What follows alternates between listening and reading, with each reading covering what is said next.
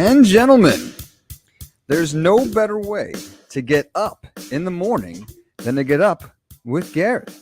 Garret is a third-generation success credentialed real estate entrepreneur who's here to give you tips, tricks, and share stories of success. Without any further ado, ladies and gentlemen, Garret Bedron. Good morning, Dougie. Good morning. Dougie kicks. Oh, yeah. Dougie bricks. Dougie sticks. I like kicks. You like kicks? I do like kicks. I know you do. Good morning, friends, and welcome to the Great American Give Back. We are going to share some great stories of success today with a dear friend of mine, Adam Koppelman, is here from Speed Pro Imaging Services, my preferred sign and large graphics vendor across all my businesses, and he'll be sharing some stories of his success. Kind of an interesting transition he's gone through as well. Looking forward to hearing that. And getting everyone ready for the beautiful Memorial Day weekend. I'm hoping we're going to have some nice weather and maybe play 9 holes of golf. Although for me, it's more like 9 high noons of golf, I should say, because I'm just going to have a good time with the boys, and wherever it goes, I guess. Absolutely. I may have to buy 20 new golf balls and look out if you have a car window. That's about what I can offer.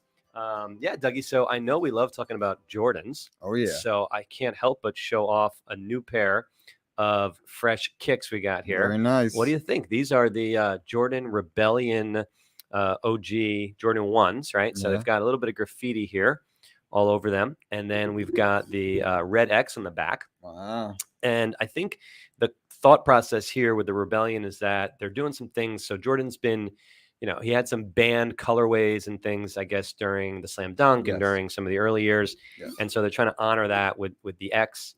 And I don't know, man. I thought these were pretty fresh. You want to check them out? They're very fresh. Absolutely. Heads up. Oh, my.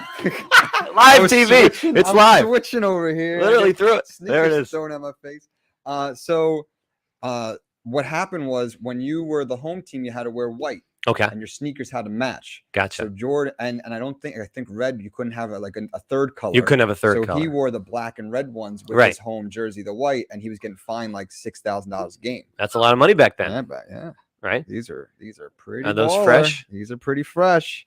They're starting to do a lot now. Is this a collab with another artist? No, I don't think it's a collab. They're doing a lot of that now too. Yeah, like it's not a collab. Logos and stuff. But now, speaking of collab, and I didn't send you a picture, but there was a big story out regarding a collaboration with a store called I think it's called Trophy Room, which is owned by Marcus Jordan. That's Michael Jordan's son. Yes. And I think we were texting about this over the weekend. So supposedly they did a really cool collab on these red and white and kind of the band colors you were talking about. Yeah. And they put like a frosted kind of glitter on the shoe to kind of throw back to the idea that he was iced from whatever it was wearing the shoes. Yeah. And supposedly, and I don't know if this is true or not, Jordan, the son, sold a bunch of them out the back door for, $2,000 or some big number, made $4 million instead of the typical $200. Yeah. So there's like 2 versions of the shoe. There's the one with the white laces. And then he said, no, the real ones have the blue laces. So keep an eye on those. And they're expensive. They're expensive. So getting this new pair of kicks means I need to make some more room in my closet. Oh, yeah. I don't have unlimited space. Yeah. So that means today is hand-me-down Thursday. Oh, yeah. Dougie, yeah. The box is mine, but what's inside the box is up I'm for getting grabs. excited. Wow, let's do it. An unboxing. So let's see. Live unboxing. So what's Dougie getting kicks on his getting today? On his feet. Wow. Those are baller. Let's see what do we got. I like them. We got a barely worn pair of black and gold Jordan 1s for Dougie Fresh. Rocking those around the streets. Nice. Dougie kicks. Yep. These will be rocked tomorrow. Absolutely. All right. Are those in good condition? Did I take care of them for you? Take very good care of them. Nice. Okay. I'll be wearing these for a while now, so I don't need those. Yeah, you got new black ones. I'll take your old black ones. Perfect. Follow me. All right. Good. I'll add them to my collection here. As you can't see on the screen, but we got a nice little. We're developing a lot of sneakers here in studio. Perfect. Here, I'll take the box. Do you want the box? Yeah, absolutely. You get the box. You gotta keep the box. I need the box because that goes with these. There's some fresh laces in there too. Yeah, don't forget about those. Those are mine. You could put the white laces on those bad boys. Wow, All right, good start. Thank you. No gifts for you, Adam. The gift is being here. Yes. Very nice. Awesome. So I wanted to just jump in and show a couple update photos for. I'm looking at my sneakers. Oh, you're Hold still on. looking at it? Well, we got to get moving here. I don't have all day. I'm joking. I got a real job. What would you like to So show first? We'll start with the hedges. Just a quick little update. We're building a kind of the family's lifelong project called the Hedges at Hawthorne, and we're hoping to expand that brand So as this well. little video right here of the. Yeah, so you can start with the self-storage video. Okay. Let me know when that's ready to go. Oh, it's going. Okay, cool. So this is like on the 4th floor, and you get to see what the storage units kind of look like here. They've now been set up. So as you walk down the hallway, the lights come on, and these are like the little pods, and those are the doors that roll up. They're garage doors, and they have a built-in Bluetooth, so you can open them with your phone. Nice. Yep. And then the only other photo I brought from Hedges, we have a new concept that you probably haven't seen here in Northern New Jersey. Something that actually Adam, our guest, at some point, someone in a sign business who's starting up could probably use. It's a work from home unit, Doug. So basically you can turn your living room into kind of your studio, right? So if you're a designer or you're a tax prep or an artist, or if you're making signs in a warehouse, but yet you want kind of a showroom, let's say, right? Your living room could be such. And so if you just bring up the other picture with that black door right there. Yep. This one? Yep. That's it. So basically this is what this, I got it. Yep. This is what it looks like. So that door, that's the door that your customer can actually enter in from the outside. I apologize for that window that's not in yet, but that's the door. And that way, if you're having a meeting, your customer doesn't have to come in through the apartment belly, the main entrance, which is secure for residents only. Yeah. They can visit you just through this exterior door. Wow. So they can pull up, park, and walk in kind of for a meeting. So this is like the first floor along, and like It's like a ground level, yes. Gotcha. So like it's their apartment, but that front area, living room area, would be like a showroom or like an office space. Wow. 100%. So, obviously you can't do that on the second, third, or fourth Yeah. floor. That That would staircase. You'd have to be an elevator. Shaquille O'Neal and doing the high knees. But so it's kind of a cool concept I saw when I traveled down. I think I was in Bethesda, Maryland. I saw it, and it jumped out at me as something that could be an interesting concept for work at home, live, work. Nice. This is way pre-COVID, by the way. This is nothing to do with COVID, but if you think about it, it certainly makes sense. People are working from home more. And if you're a startup company, or you just don't need a large office space, why waste the money? You can use your apartment living area as kind of a showroom. You could roll out a little, something on wheels, maybe to present whatever it is. And so that way we created that. I think we have 5 of those, so we expect those to be in hot demand. And certainly there'll be a premium on them. And if you're interested, you can go to the website, hedgesathawthorne.com, and put in your information. You'll be on our waiting list. Nice. Do want to remind everyone we are live. We so are. If you have a question, comment, or concern, you can put it in the comment section. We can answer it live. And Jeffrey Crensom said, Adam is awesome and a great guest. So the comments are rolling in. So thank you, Jeff. That's nice of Jeff to reach out. And, I would love him maybe after the show to see if Adam is a great guest. So actually, without further ado, I think we should jump right in because we have a special guest today in studio. Our dear friend of the show, Adam Koppelman. I always screw up his last name, but it's Koppelman, like as if you get pulled over for speeding, tell him your brother-in-law's a cop, from a company called Speed Pro Imaging in Totowa, New Jersey. Adam, thanks for joining the show today. Thank you for having me. Yeah, it's a pleasure. We've known each other a long time, and I've actually watched you kind of transition from your earlier career, which we're going to talk about, and kind of the anxieties and going through buying a business. What's that like, right? Being an entrepreneur and putting your feet out there. And now watching you grow your business, which has just done fantastic, and being a customer. And I'm thrilled with, the quality of the product that you've developed. So why don't you just give us a little bit of maybe the 30-second kind of, elevator pitch about Speed Pro Imaging. Tell us kind of what's your bread and butter and what services do you offer to your customers? Sure. Thank you for the introduction. We are a large format graphics and imaging business. Basically everything from your general yard sign all the way up through big channel letters, vehicle graphics. We work with a lot of agencies that will white label our services and will fulfill for them and for their customers. Everything from, posters for healthcare. I mean, during the course of the pandemic, a number of our accounts, we've fulfilled a lot of stuff for a lot of the hospitals and medical practices, et cetera, for safety signage and stuff, to your corporate accounts, such as the Salons by JC, to some of our clients are like, we've done work for BMW, we've done work for Honeywell, we've done work for Moet Hennessy, we've done work for, the list just goes on. Incredible. Yeah, and then What a we were client very list. fortunate last year to get a referral and an introduction into some of the experiential event space. I know you wanted to Yeah, we're going a to little talk bit about that a little in bit later. but Absolutely. that's been a really interesting progression in the business, and has really helped us to grow. Doug, if I ask Adam who his favorite customer is, he's going to say Salons by JC, absolutely. right? So maybe you should ask the second Can, favorite. can you show some of the Salons by JC Oh, work absolutely. that Adam's done for us? Absolutely. It's really been tremendous, and it's been across the gamut. I think some of the early stuff he started with was some of the posters. Okay, so this one we started. This was Paramus, Adam, right? This is Paramus. Yeah. So tell us what was the thought process here? What were you trying to accomplish? Oh, yes. Well, you had a need. You were opening up a new storefront within the mall, which was going to have both a combination of entryway from the mall as well as from the parking lot.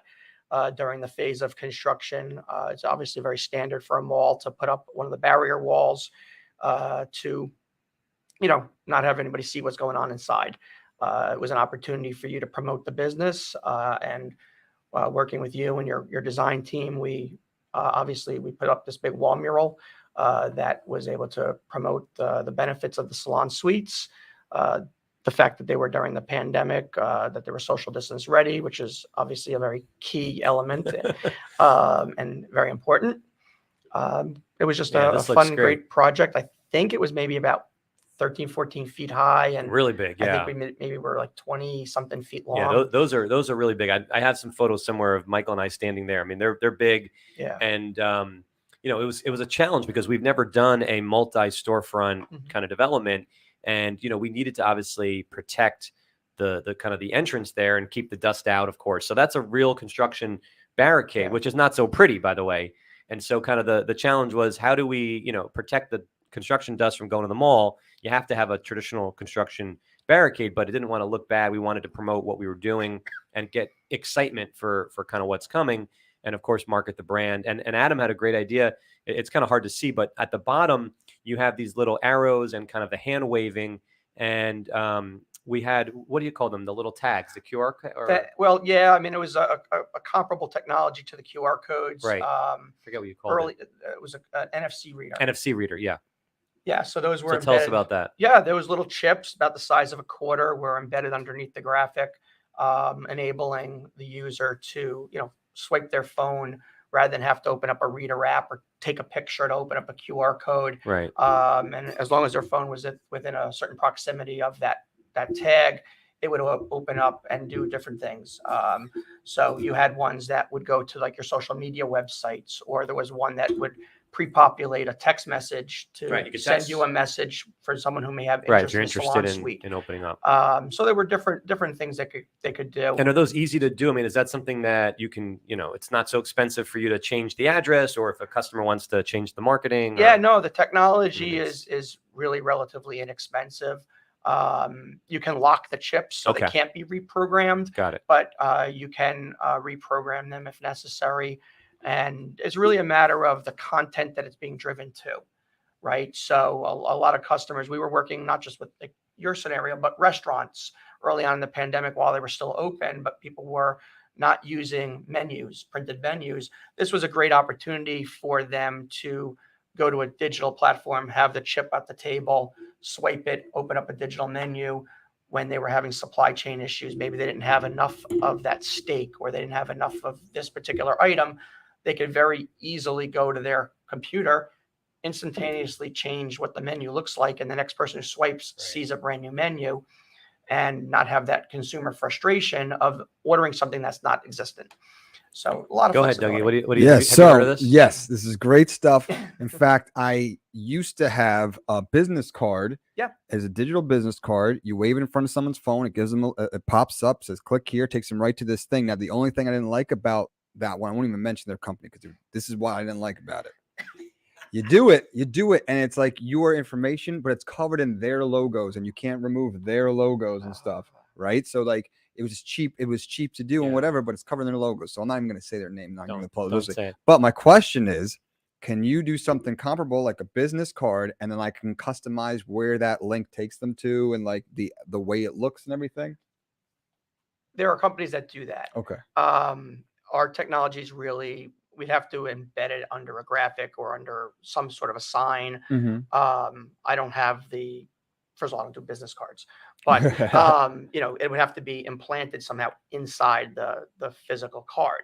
So that's like part of a manufacturing process of that stock. I've seen Gotcha. those actually, There are but there several are companies there that are do new it. companies Yeah. advertising, Yeah. Dougie, that will do what you want. Yeah. You just take your phone and you kind of hit phones, and now, or they give you a card, and it's not going to have the other guy's logo all No. over. They all do. That was early on. Yeah. All right. But now, no, it's more common. But this, can you also show? I think Adam has also done some storefront signs. Well, I know he has for Salons by JC. I think we have a picture, maybe of either the Paramus or the Ramsey. Yeah, that one looks good. Right. Start with that one. There. Yeah, your salon concept, Garrett's just a great example of a multi-touch point customer, because there's just so many things that we can become a one-stop shop for. Yeah. Right, from the wall graphic, Dougie, give me the one posters, at the big night also. signage. You got it. Yeah, there's so many different Yeah, I opportunities. mean, so we've done marketing signage there to get people excited. We've done the permanent signage. We've done evening time. You know, it lights up. I think there's a photo at night, and then of course the logo wall where we have our reception desk. Okay, so what this is what do you call this? Like a reverse channel lit? These are halo lit. Yeah. Halo lit channel letters. Gotcha. They are a lot of channel letters might be on a physical channel, but these are actually stud mounted to the building, so that they are each unique individual letters. Gotcha. That looks good. That's a sharp light, Dougie. Yeah. That's a good product. I remember seeing that light up for the first time, and I was like, "Wow, that's Let's awesome." Dougie, just last picture with Adam for this the Salons by JC with Michael and I in front of it. I think it's right there, yeah. And then this is our kind of permanent logo wall, right? What's that? Acrylic? Half-inch black acrylic. Half-inch black acrylic on the marble. Yep. And that's are you taping that on, or are you doing the stud mount? How are you? No, those are actually with a 3M VHB tape, very secure. All right, slow down. I know 3M from the old Allied Office Supplies business. I know that was a major company of a supplier of ours, and we appreciate that business. But slow down with the other. It's a higher tack, and double-sided adhesive. Like a very strong double-sided tape. Designed for these. Yeah, designed for this, so it's not going to fall down. Yeah, the tensile So weight. if this were to fall down next week, you'd be coming over and putting it back up for me, because it's not falling down. Okay. So that's, I mean, this is a great example of how, and we always talk about this in business. It's much easier to sell more things to your existing customers than find new customers, right? The acquisition costs of finding a new customer, in every business is going to be different. When you're trying to be Verizon and sell, high-speed internet, you may end up spending, $1,000 to acquire that customer with that gift card and the free modem and all these different things. But for someone like Adam, who realized early that, hey, I could sell more things to my existing customers, that's a much easier way of growing your overall top line. So Adam, let's take a step back. Let's talk about the transition to going out on your own a little bit.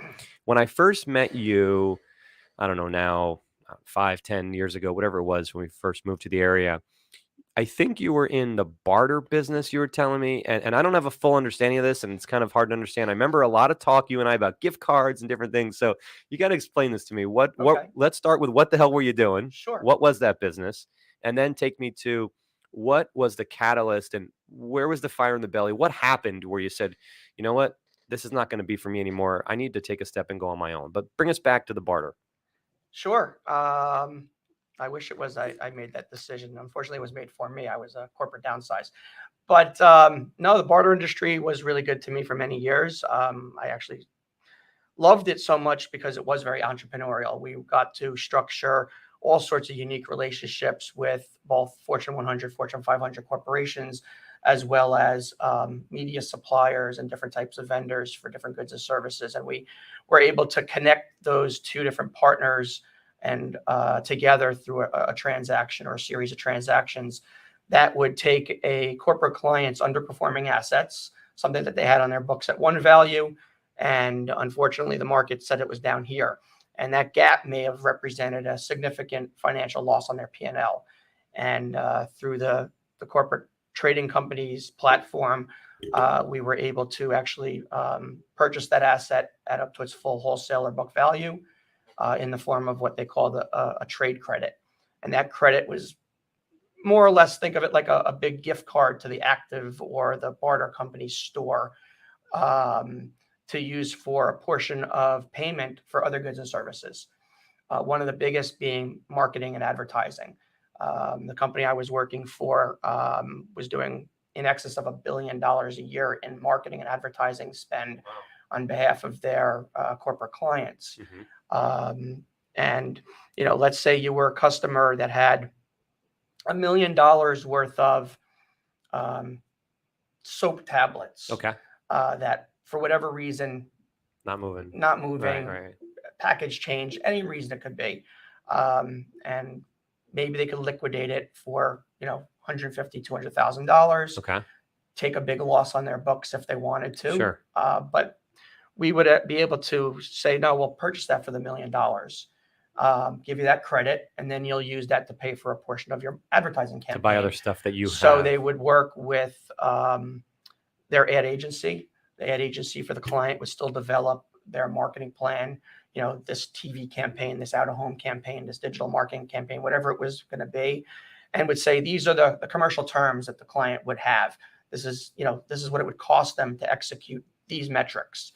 And they, instead of the ad agency handing it over to their buying team, they handed it over to the buying team at the barter firm. And from there, they had a media division that I was part of, and they would execute and trade different goods and services along with cash to fulfill those marketing campaigns. And at the end of the day, let's say that client had a $1 million credit and they had this $5 million marketing campaign for the fall. They would get a bill for $5 million, but it would redeem $1 million in that credit, $4 million in cash. They now have that cash flow benefit of $1 million that they've received the full value for that inventory. So, okay, that was a lot. So that was a lot, but that was you want to understand I it. do. That's the gist of it. So let me see if I have it in basic layman's terms. Okay. Right. I got $1 million worth of sneakers, and they ain't selling, Dougie. We got the wrong color, man. We bought the wrong color. I got $1 million, right? So instead of taking this massive loss, right, of let's say $900K, which could be advantageous to the tax, to your P&L, you're going to actually buy them for $1 million of credit, right? And so I can then use that $1 million to buy a lot of ads for my new Jordans that are going to do great. Right. And so if that bill comes in at $2 million, instead of me paying $2 million cash, I have $1 million credit to use. But you would, in theory, it would be what they call a variable blend of cash and the credit. Gotcha. Depending upon what it was that they were trying to purchase. Right. So sometimes it may have been as much as 50%. Right. In your example. Right. But more often than not, it was a smaller percentage than that. To utilize the full amount. Dougie wants to trade something. What are you trading? I want to know what happens to the soap and the shoes. So that's a great question. So do they go to Big Lots or Dollar Tree? Where do they go? A lot of the times, yes. Those firms had a remarketing department that would work under contracted terms with the manufacturer or the company to make sure that those goods were being put into channels of distribution that weren't conflicting with their normal channels. There may have been other instances where the client already had a channel of distribution that was an approved outlet. They just weren't happy with the price. So they may say, send it here, send it to an Odd Job, send it to a dollar, whatever Ollie's store. I got, but you Dougie, take these the order. These are all my tenants. Yeah. Okay. I got Big Lots. Yeah. I got Ollie's. Yeah. I got Dollar Tree. I got Family Dollar. Do I have Dollar General? I don't think I have Dollar General. Now, were they allowed to package it? So like these are Nikes, like they could take the Nike logo off and put another logo on. Depends on the terms that the sales team worked out with the client and what was acceptable to the client. And then this is probably smart on their behalf, or on the people who are giving the credit, because they're giving credit that is sweat equity. It's not an actual, so they're getting product. Well, no, it's all book kept under general accounting practices. Yeah. There's white papers on all of this. You know what I'm saying? Like it's sweat, like the service. Yeah. So like I can employ my people the way I want to give you this credit. Oh, right. Am I saying? It's not like you're buying an actual, goods that there's a margin on. Well, Anyway, I don't want to spend too Okay. much Yeah, time. no, because that's the getting into the history. weeds, but the idea But is it was that very entrepreneurial, That's good. and Yes. we would structure. interesting, and you liked it. It was It was great, and it helped you. unfortunately, it came to an end. Well, it is good, but this is what the world the is. world Like, let's not changes. sugarcoat it, right? Yep, I mean, the world it was the changes. best thing that had this decision that was forced upon you as the world was changing was not your fault, but forced you to kind of look at a fork in the road, right? And look in the mirror and say, do I want my, the livelihood of my family? Do I want my career to be held up by an industry that's changing or a company that I don't control? Or do I want to take the reins myself and go do something about it? Correct. So how do we get from there to the next step? Because I remember, you looking at some different things. I remember chatting with you a little bit and, doing some free consulting, of course, and looking over some leases and stuff. But I don't know, like, you didn't grow up dreaming of being in the sign industry, right? So No. what happened there? How did that fall in your lap? Yeah, I mean, as I was looking for other work and trying Right. to figure out what I wanted to do with my life, Sure. because I was an anomaly. Think about it. Not many people can say they worked for the same company for 20 years Oh my these goodness, days, right? yeah. Not in our generation, right? Yeah. And as I was out there and looking, and it was hard. It definitely was hard to find work and find out what I wanted to do. There eventually came this realization that I don't want to keep changing jobs every few years. That's what a lot of people do, and it gets harder and harder as you get older to do that. And I didn't want to, especially in that marketing and advertising agency field where younger and younger people keep coming in. That's definitely true. That I made a decision. I wanted to try to look for a business to purchase. Starting something from the ground up is obviously a lot harder than buying Yes. something that's existing that has some cash flow. So did you meet with, we had George on the show. We had Chris last week. Did you hire a business broker or a franchise consultant? I had a couple of referrals to some businesses to evaluate and went down in some paths of due diligence with my team to, understand that. And that's a good process because it, helps you discover whether A, you could be passionate about it or not. Sure. But also, is the business, what you think it's Right. behind the scenes.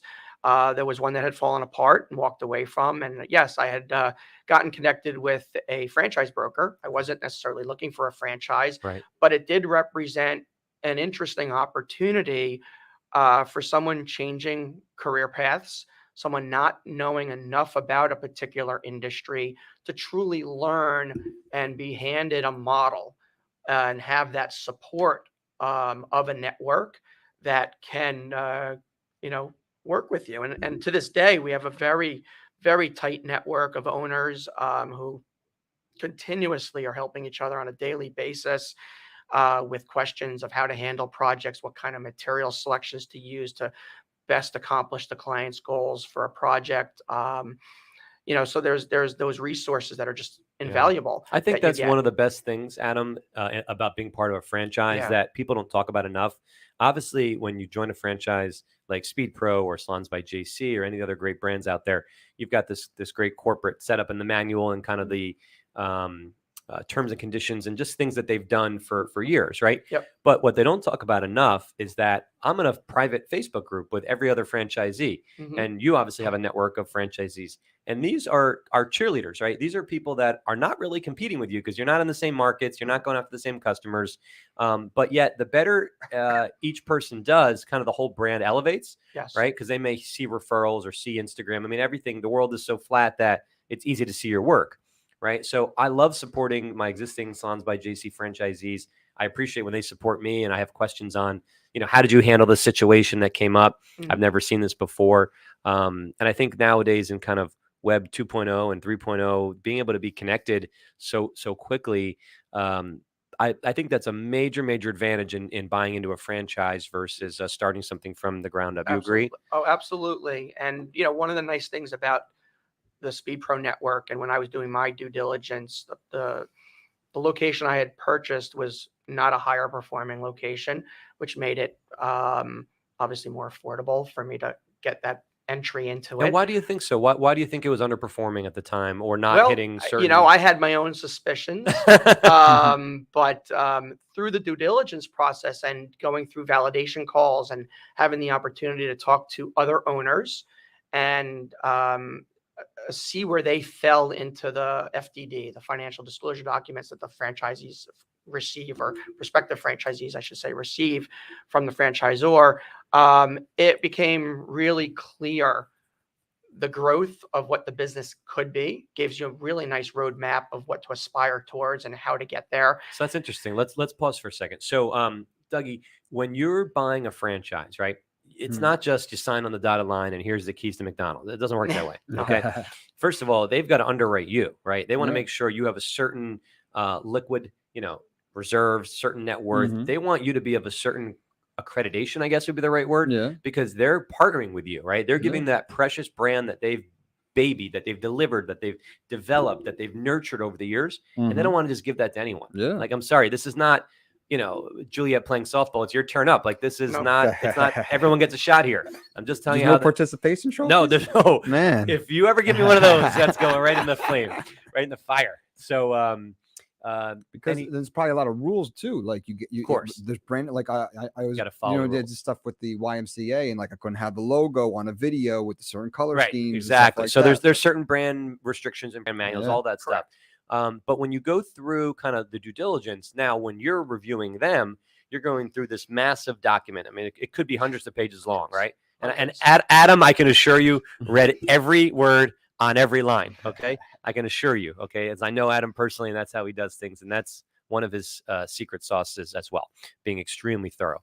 And so when you go through this, you can see the historical performances of corporate as well as kind of certain franchisees. Now, everyone does it differently. Sometimes there's averages and, it doesn't necessarily tell you, oh, John Smith made $2 million.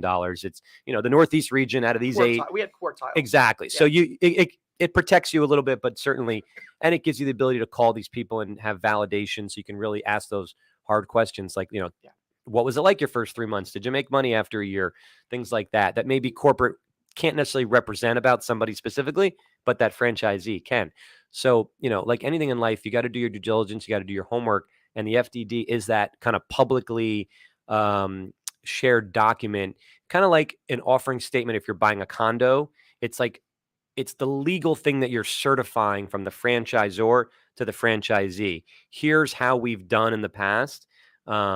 And it's something that's super important and has expensive lawyers and all that stuff. Like, so I just want the audience to understand FDD. That's what that stands for, Franchise Disclosure Document. And every year they kind of have to issue a new one based on the performance and the results of the franchise. Anyway, so you're going through that. So basically what you saw was your location was doing X amount of dollars. You don't need to disclose exactly, but let's just say your location's doing, $100 and everybody else was doing 300, right? So you're looking and saying, okay, I know if I do X, Y, and Z, I can potentially get over time to 200, 300, 400. And let me call those other guys and girls and say, hey, what is it that you're doing that got you there? Right. So talk to us a little bit about some of the equipment and machinery. That's a great, because you made some big investments to get there. Correct. And that was also part of seeing that roadmap in that document, having those discussions with other owners. And that's also part of the beauty of our particular network is we are all owned and operated separately from each other. And while we were talking about there are rules from a brand perspective, there's a lot of flexibility given to us as owners to steer our businesses in a direction that we see works for us to grow or for us to specialize in, or for, how we want to target certain markets or verticals and so forth. And, we are lucky here in the New York metropolitan area to actually have a density of a number of different Speed Pro locations. And I early on in having the business, as I was learning it and wanting to grow it, it was easy for me to not have to say no to certain types of work from customers, even if I didn't have the capabilities in-house, because I had sister studios of mine within an arm's reach that have had other types of pieces of equipment. Okay, so give me an example of something like that without, before I added my CNC machine that cut your beautiful acrylic logo wall, the black, I had a sister studio not far that does have it. So I could very easily have worked with him on a buddy studio rate to so you could say yes, have him produce things. So you could say yes to more projects without, even though you haven't made the capital investment yet. Correct. And so if I pay you, $1,000 for the sign or something, you'll be able to cut him in somehow because he's going to do it. And That's so interesting, Doug, because it Yeah. allows you to kind of expand your business and offer new products and services where maybe you're not ready to invest all your money into the new machinery. I mean, Adam probably spent, I don't know, 50, 60 grand higher, more money on some of this new stuff. Like, this is not cheap what he's buying. Oh, it's definitely not cheap. So No, th- I mean, there has to be, some of the equipment could be in the hundreds of yeah, thousands. Yeah. and there's got to be a for real one piece return of on your equipment, for investment. sure. So, you know, And when you're but starting that's out, also interesting. You know, like I bought an existing location that had, you know, day one from closing on the business. I showed up. We went to work. I right? mean, You had there assets. was No, you had there real was assets, equipment. but there was work in progress that needed customers. to be fulfilled.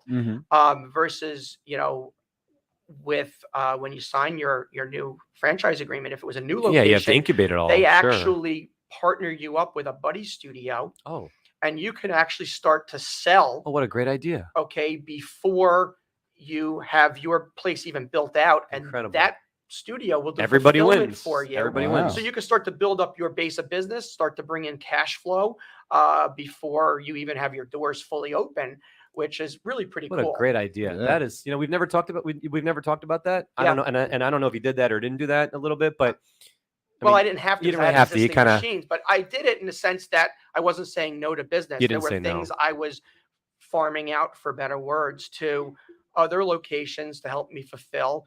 And as I was growing the business and I started getting more of certain types of work, I was able to analyze and say, how much am I really spending on outsourcing it to so and so? I think this is great. And that really now justified my making my initial investment into a Right. piece of equipment, because You saw the money that right. I'm spending covers the payment on the machine, and I have the machine. and you had the luxury And to then do I it have the luxury to that do it way. when it fits into my schedule Exactly. versus somebody else's.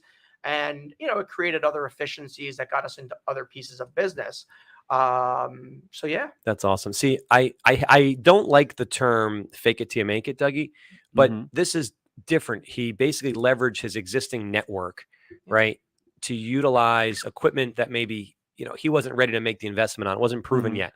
But after X amount of months of seeing what the return on the investment was, and of the other equipment, then he got to the point where he said, hey, you know what? It makes sense. Let me spend 50K, 60K, 100K, whatever the number is, because it's going to make 20, 30%. And Adam, correct me if I'm wrong, some of the equipment you bought after your purchase, you paid yourself back in 6 months? I mean, less than a year? The first piece of equipment that I brought in was paid for in under 6 months. I mean, that's incredible. I can actually attribute 6 jobs. Right. Specifically 6 jobs that I would never, even if I farmed it out, I wouldn't have been able to have been cost efficient, because there wouldn't have been the margin in there for both of us to work on it. Right.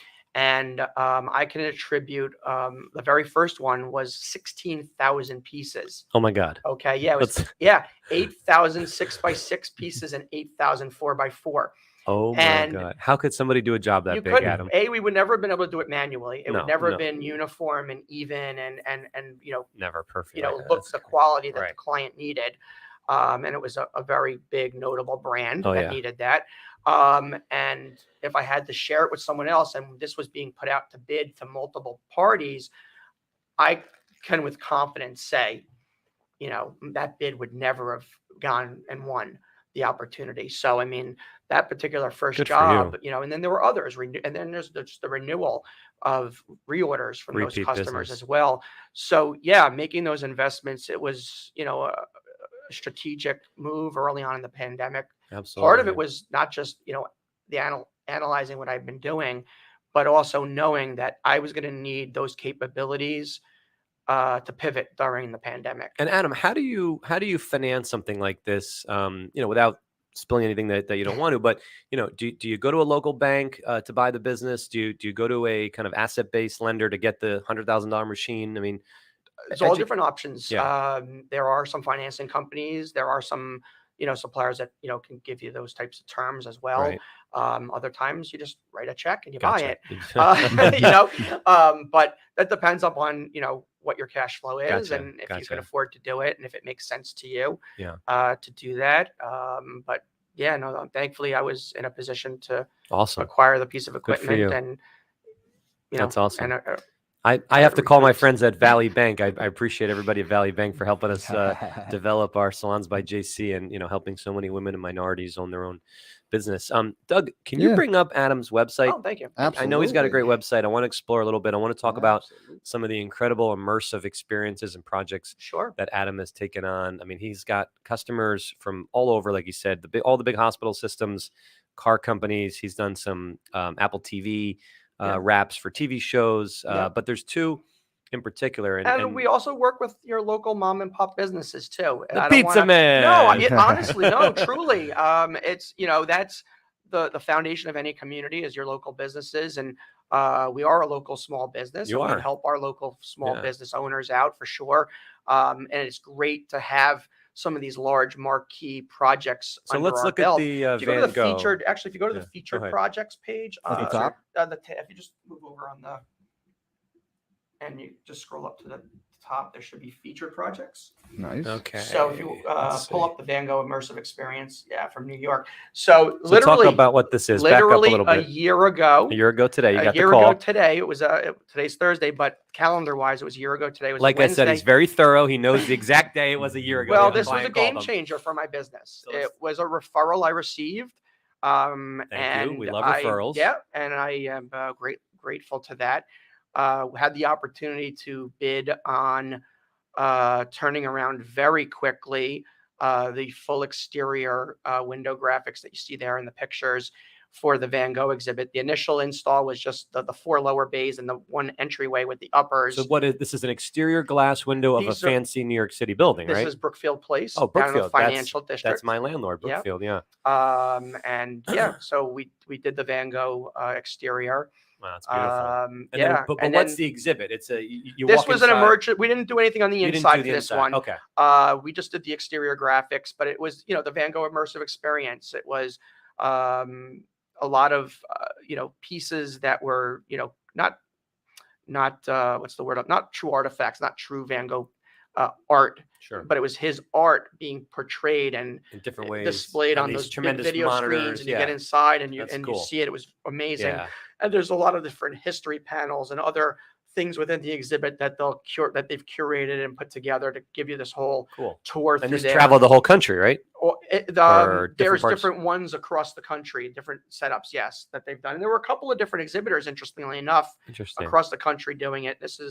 There We you had an go. opportunity to visit, my wife and I, Of with course. some friends. And what's is there another featured project there called Banksy? Is that under there? Yeah. So All right, the Dougie, go back to same customer who worked with us to bring us into this Same customer. Look at um, this. hired us a second time because of All our right. outstanding performance Let's see. to do the Banksy exhibit for them. So this time it was a series of the exterior window graphics as well as some interior. And then obviously if you scroll down, we actually had the opportunity now, because we had proven ourselves, to start to do some things for the actual exhibit. They had us, Wow. there were some I-beams in there that they had us do some cool, we designed and did custom graphics to wrap them. They wanted it to look like a crime scene. Gotcha. there was like a crime Okay, scene cool. Like tape the type crime of scene thing. tape you wrapped. That's us producing. These are some of the actual exhibit pieces. Okay, wow. We printed. It's endless, the different things you could do, These right? are on It just goes on and These on. are on PVC panels. PVC panels. That they had us create some of the gallery pieces that were being exhibited. I think we have a video there of us actually producing it in the shop and cutting some of them out. And that's actually the machine that we were just talking about, the CNC machine. Wow, this could get loud. That's pretty cool. Yeah, I mean, there's no way a person can do it as perfect as the machine. No, the machine really. It's another employee that doesn't take sick days and No, doesn't ask 24 for hour. raises, and it's a nice a nice employee. All right, let's go to the next thing, Dougie. Yeah, so we did some wall graphics inside, Wall graphics. installations of walls, some Beautiful. of the artwork. So yeah, this was a nice step up from the last job that they had brought us in on, because Right. we were doing some. They were cool kind of stuff. testing you out first Yeah, to see if you and could we deliver. created some stencils for them to apply to the walls and spray paint Very some of the cool. artwork on, which was kind of neat. All right, So, let's go to the next yeah. job. Let's see what else. Go to featured. Let me see what yeah. else. Then from there, they hired us again to do Van Gogh in Philadelphia. Well, skip that one. We know Van Gogh. What else? else is on You know there? what? Katz's Deli was cool. Oh, perfect. Iconic Katz's Deli from New York Icon. City. Let's see. They had What's this? purchased a pre-owned food truck. Okay. I met with the customer, And basically, they wanted to wrap this entire truck. To see the yellow images there at the bottom, that was what it looked like before, and it was actually in really bad shape. Oh yeah. And you know, Garret, Sure. from working with me. No, you know, with working for me, I'm going to do what's best for the client, not necessarily for myself. Yeah. And in this particular case, wrapping that full vehicle would have been a much bigger job for me, but I told them, no, don't do that. I actually worked with them and convinced them to go and take it to a body shop to get it all like blasted down and sanded down and repainted. Yeah. So they brought to me, because they said they wanted to just do a white and black, a black and white image. And when they showed me their concept, I'm like, don't wrap this all in the vinyl, paint it. Go and have it painted. Bring me a freshly painted, cured truck, and then we'll install your graphics. And it was a much smaller project for my shop, but it was the right thing for the vehicle. It was the right thing for this project. And, you know, good approach. Absolutely. Because long term, I mean, you're not trying to make a home run on one customer. Yeah. It could be an opportunity, you know, for, you know, you always have to think about what's the future value of that customer, right? You know, it's not a $500 order. I mean, I think what I love about working with you, Adam, if I may, for a moment, is that you put the same effort into my $500 orders as you do into my $50,000 orders, right? You're extremely thorough. You check all the work. You find all my mistakes. You always push me and challenge me to look at it a different way. And of course, you always follow up, you know, 300, 400, 500 times to make sure, you know, Adam takes the customer from kind of concept and walking through it to, you know, the approval process, to the payment. And it's just very good at kind of moving the customer along to the finish line. So I applaud you for that. Thank you. It's been really great watching you kind of grow as an entrepreneur. And by the way, Adam may not be the most successful entrepreneur in his own house and his own family. Adam's lovely wife, Eve, has her own personal training business that she also... Well, she's a physical therapist. Oh, I'm sorry. Training's a secondary part of her business. Of course. Physical therapist. I'm thinking PT. I got it backwards. I apologize. PT. And of course, she's an awesome athlete and could train anybody who ever wanted to be trained. But tell us about that transition too. You kind of jumped in at the same time, right? Yeah. Shortly after, you know, within a year or so of having my business and still developing and growing that, Eve made the jump into her own entrepreneurship and opened up her own practice locally, which was very exciting. What a couple. And yeah, I'm really proud of how hard she works, and she's doing a great job. She's kicking ass. And, you know, it doesn't really make a big difference what business you're in. It's how you service your clients, how you service and treat your customers. And, you know, having that success and building that reputation is ultimately what breaks down barriers for you to further grow, because you're going to get more referrals. You're just going to have good reputation on the street. And it's great to see, you know, all those Facebook pages and people recommending her and her practice. And, you know, people come to see her. Right. And they're going to put their hands in their pocket to get treated by her versus somebody else. And it's just awesome to see that.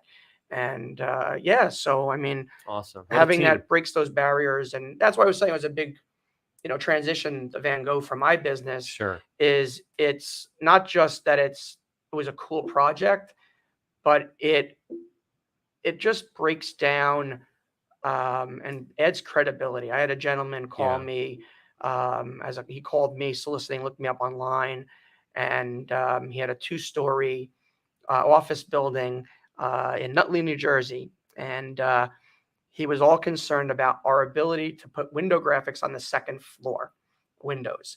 Oh, it's really high up. I'm like, no problem. My installer has a bucket truck. We'll get right up to those windows. We'll be able to put it up. I don't know. They're really high. Can you handle it? They're big windows. I'm like, are you near a computer? Yes. What's your email? Let me send you a link to my website. And I send him a link to the Van Gogh. And he's like, okay, when can you come?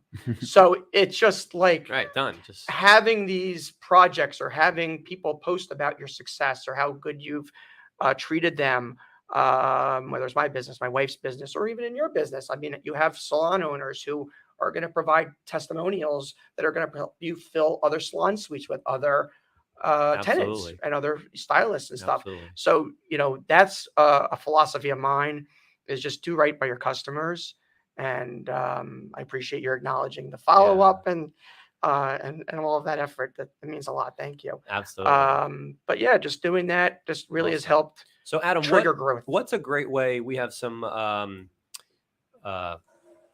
followers, we've got some watchers, we've got some friends out there Yeah. in the audience. The viewers at home. What do we call them? The viewers at home. Viewers at home. I can never get the Viewers. terminology right. This is still kind of new to me. We are live, so you We guys are can live. participate in the So, comment section. If one of our viewers wants to get in touch with you to perhaps have you price something, Sure. get your consulting, do some business with you, can we put up the Instagram? What's the best way for people to get a hold of you? Yeah, I Or- mean the Instagram. I mean even on our website. I mean if you're on the website, there's probably a place where you can see the contact us information on the page. Oh, but yeah. The Instagram, there it is, right? Yeah, I mean We're gonna copy any that. means they can call. They can drop us a note, form fill through the website. It's awesome.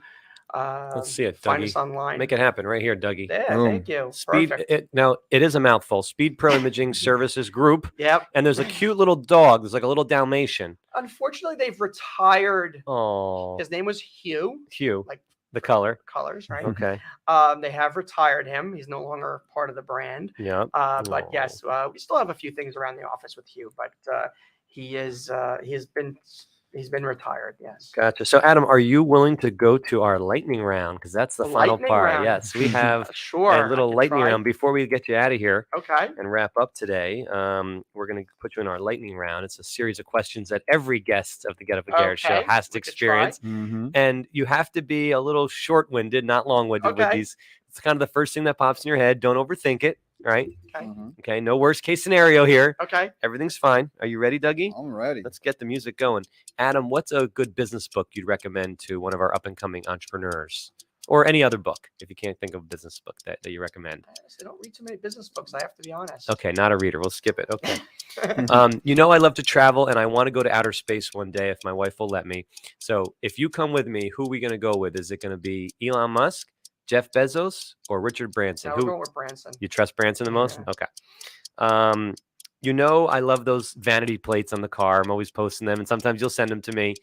If you had to do a vanity plate for you, right, or a new Instagram handle, because yours is very long, throw one out there, a fun one that you would do. I'll just put Speed Pro. Speed Pro, okay. First concert and best concert. Do you remember? First concert, Genesis. Yeah. Oh, we've had a Genesis. Okay. Yeah. Best concert. Gosh. I guess it's a classic. You can't go wrong with Billy Joel. No, can't go wrong. At the Garden? Yeah. Yeah. And then lastly, Adam, what's a goal that you want me to remind you of a year from now? Goal. Yeah. Did I continue to stay focused and deliver for my clients the way I want to? Absolutely.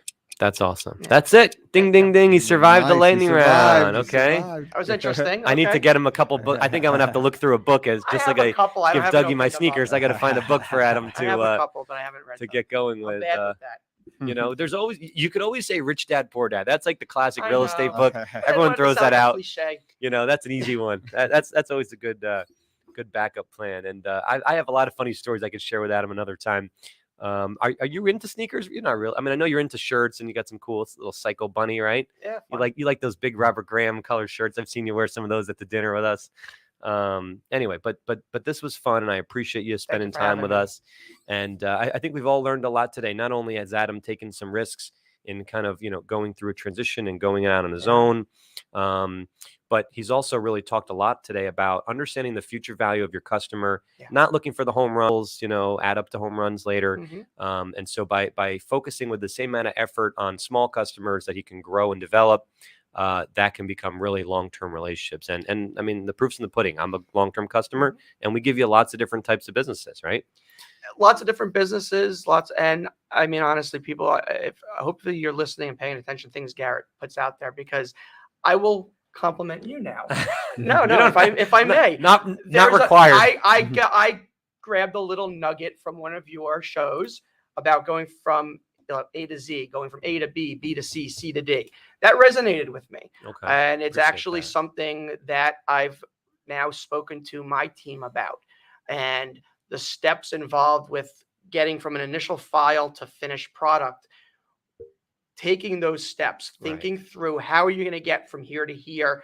And at the end of the day, that mitigates and reduces mistakes, It does. which can be expensive. Of course. So, Absolutely. listen, appreciate pay that. attention to the show. Thank There's you. always good things across every You can industry. also subscribe to our YouTube channel, right? You just look Yeah. up Get Up with Get Garret It at with on Garret. Yeah, YouTube. we're everywhere. We're on YouTube, LinkedIn, and Facebook right now with you guys. And then we also have Instagram Live on the side. But if you want to be a part of the show, you got to comment on Facebook, LinkedIn, or YouTube. Yeah, it's one of the only shows out there that can actually answer live comments and questions. Yeah. Right, put us on the spot. We're here for you, and if not, we'll get back to you later. But we always appreciate you giving us a big thumbs up and subscribing and kind of connecting with us on LinkedIn or Instagram. So anyway, just remember, everyone, the more you give, the more you get. And let's play us out, Dougie.